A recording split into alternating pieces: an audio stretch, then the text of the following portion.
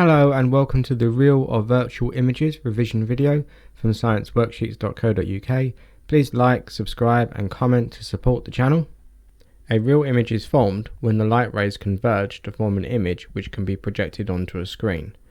So if we look at the diagram, the ray lines from the object, which are red, they will pass through the lens and the lens will converge them to a principal focus, and that is where you're forming the image at 2f.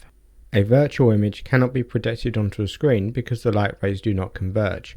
So if you look at the object with the blue arrow, you can see the red ray lines that go from the object through the lens and they go outwards towards the eye, but you will see that these rays do not converge, they actually spread out. A convex or converging lens can be used to form a real image.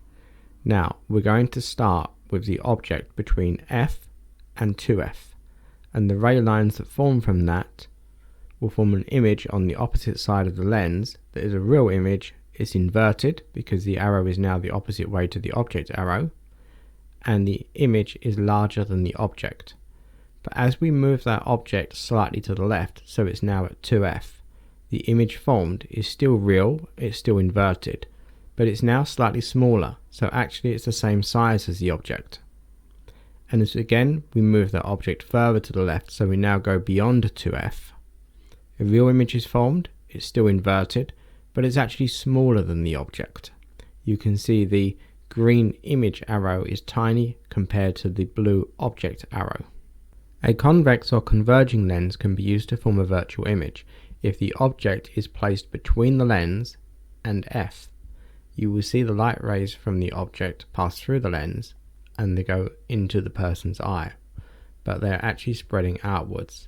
Now this will form a virtual image that is upright, so it's on the same side of the lens, and it's larger than the object. A concave or diverging lens is always used to form a virtual image. So in this case, the light rays from the object, they pass through the lens and they are diverged outwards, but you can see they've been traced back to form a virtual image, which is represented by the green arrow, and this is smaller than the object, but it is upright. See our summary table on this at our website along with our revision notes.